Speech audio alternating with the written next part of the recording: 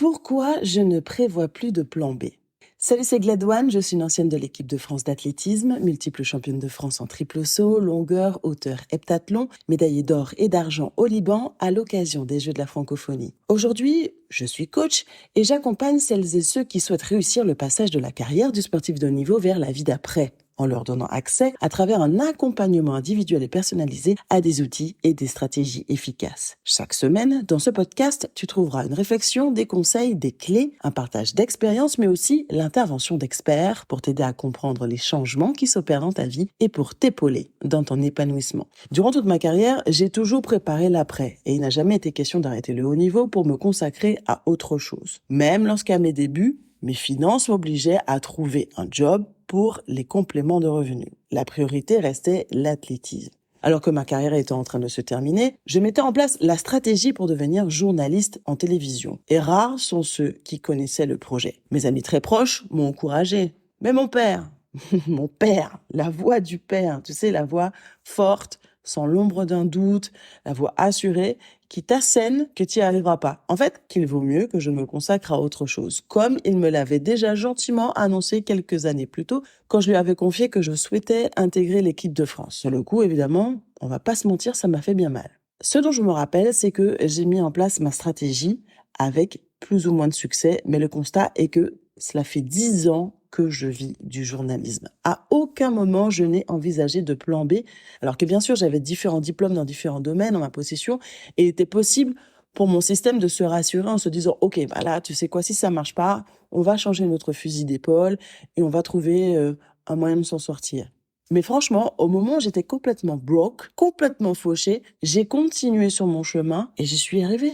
On parle de 10 ans plus tard. On parle du fait que j'ai fait mentir mon père 2 fois quand il m'a annoncé que je ne serais pas un membre de l'équipe de France et que je ne finirais pas journaliste en télé. Alors que sur mon CV aujourd'hui, il y a quand même beIN Sport, la chaîne L'équipe, Canal+ International, Canal+ France, France Télévisions. Je crois que franchement, je n'ai pas à rougir. Pour l'anecdote, mon sponsor principal a fait faillite 1 an avant les Jeux Olympiques de 2012. Il a fermé boutique sans terminer d'honorer le contrat que nous avions signé. Mais veille que veille, c'est quoi, j'ai juste réajusté mes plans. J'aurais pu être paralysée par la peur d'échouer, j'aurais pu être paralysée par le fait d'être complètement pauvre et de ne pas réussir à participer au JO. Eh ben en fait, le bilan est que je n'ai pas participé au JO. Et je t'ai déjà dit dans un autre podcast exactement l'effet que j'ai ressenti. J'ai cru que j'allais mourir foudroyée sur place parce que mon nom ne figurait pas sur la liste des sélectionnés. Et le fait est que, si je fais ce podcast aujourd'hui, c'est que non seulement j'ai survécu, mais qu'en plus, tu peux te nourrir de mon expérience. J'aurais pu aujourd'hui être complètement paralysée par la peur d'échouer. Bah ouais, le seul gros objectif de ma vie, j'y suis pas parvenue. Je voulais faire les JO, je n'y suis pas arrivée. Et pourtant, j'ai continué vaille que vaille. Au moment où j'ai décidé de devenir journaliste télé, eh bien j'ai continué malgré mes doutes. J'aurais pu prévoir un plan B,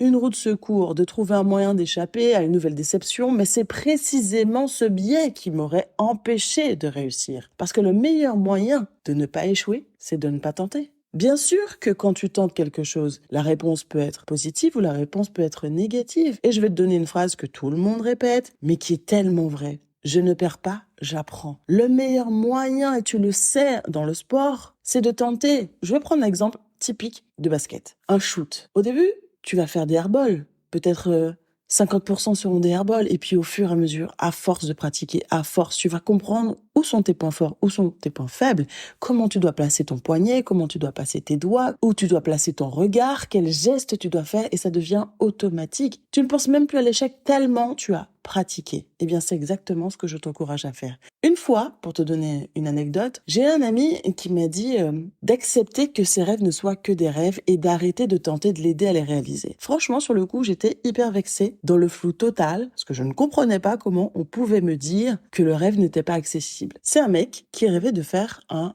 documentaire sur la Blaxploitation. Tu sais, tous les films noirs des années 70-80. Et il me disait, je veux absolument faire ce documentaire avant que les réalisateurs de cette époque décèdent. Et je lui ai dit, tu sais quoi, moi je commence en télé, donne-moi 1 an, donne-moi 2 ans, j'apprends le métier et vas-y, on le fait ton documentaire. Il était tellement animé par ce projet que j'avais envie de le réaliser avec lui. Et quelques jours plus tard, 3 jours je crois, il est revenu vers moi en me disant, qu'en fait, je devais accepter que ces rêves n'étaient que des rêves et qu'ils n'allaient pas les réaliser. Franchement, sur le coup, en tant qu'ancienne sportive de haut niveau, toute jeune retraitée, pleine d'envie, pleine d'espoir, en plein apprentissage d'un nouveau métier, je ne voyais pas le problème à aller au bout de ce projet. On avait toutes les cartes en main. Ils étaient encore vivants. J'étais dans le domaine de la télé. Lui aussi était dans le domaine de la télé. Il était complètement possible de mener l'enquête, de partir aux États-Unis et de réaliser tous ses rêves. Aujourd'hui, je comprends mieux son processus de pensée. Mais ça a été surtout une opportunité pour moi d'apprendre plusieurs choses. Que je ne peux pas tout comprendre, que je ne peux pas tout maîtriser, que chacun a le droit de choisir de réaliser ses rêves ou pas, même s'ils sont accessibles. J'imagine aujourd'hui que la peur de ne pas arriver au résultat souhaité était plus grande, était plus envahissante, était plus forte, parlait plus fort que son envie de réaliser ce documentaire. Il vivait son plan B, finalement. Il travaillait à la télé, mais dans une configuration qui lui permettait de ne pas sortir de sa zone de confort. Il était donc en sécurité. Et c'est OK. On me dit souvent que j'ai de la chance, que moi je réussis tout. Mais franchement, c'est faux. J'aimerais évidemment que tout ce que je touche, 1, je le termine, et que 2, ça marche. Mais en vrai, ce qui ne fonctionne pas pour moi, c'est ce en quoi je ne croyais pas vraiment, finalement. Ce que j'ai plus ou moins consciemment décidé d'abandonner. Tu sais pourquoi certains pensent que je réussis tout? Parce que j'ose non seulement croire que c'est possible, mais j'ose aussi tenter ma chance. Même quand ça paraît incongru pour les autres, même quand il semble n'avoir aucun lien entre mes différents choix, j'y vais. Et ce sont mes tripes qui me guident. C'est quoi le plus important finalement? Passer une vie à imaginer ses rêves ou une vie à vivre ses rêves? C'est quoi le plus douloureux pour toi? Être là et regarder les autres réussir leurs rêves?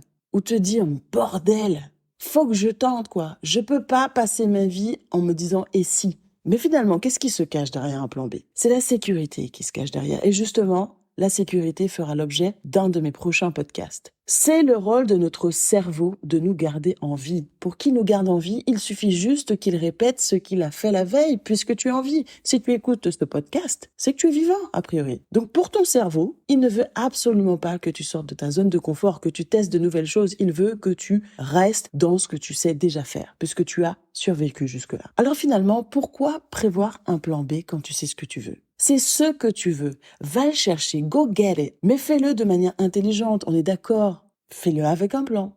Se lancer sans prendre en compte tous les paramètres, sans préparer le terrain, sans prévoir un plan, ça revient à sauter d'une fenêtre ou d'un avion sans avoir pris en compte que tu ne sais pas voler, que tu n'as pas de parachute, que tu n'as pas les skills nécessaires, que tu n'as pas les compétences, que tu n'as pas les connaissances. Évidemment, par miracle, tu vas pas trouver les ressources pour voler d'un coup. On est d'accord. Les chances pour te cracher au sol sont énormes, voire de 100%. L'humain peut voler, bien sûr, mais pour le moment, pas sans aide mécanique. Il est important de connaître l'environnement dans lequel tu vas te lancer, par exemple la météo, si tu veux sauter, de choisir un instructeur si tu ne connais pas, se lancer sans avoir analysé un minimum la situation, sans prévoir un plan, ça revient à de la folie furieuse, j'ai même envie de dire. Selon le Harvard Business Review, concevoir un plan B peut nuire à la performance en réduisant le désir de parvenir à ton but. Je te résume leur étude. Ils ont demandé à des participants à quel point ils désiraient la récompense de $1 promise. Leurs réponses ont montré que ceux qui avaient été invités à penser à des plans B désiraient moins cet argent que les autres. Ils n'avaient peut-être pas conscience de cette variable dans leur esprit en travaillant, mais ils étaient moins motivés et donc ont déployé moins d'efforts, ce qui a nui à leurs résultats. Alors que les participants de la recherche avaient passé moins de 10 minutes à réfléchir au plan B, le résultat a pourtant été impacté. Imagine-toi quand l'enjeu est plus élevé que $1.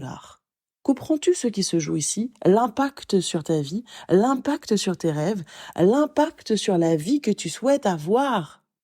Élaborer ta solution de repli, ton plan B, revient à réduire tes efforts sur une période prolongée. Les effets négatifs pourraient donc être encore plus importants.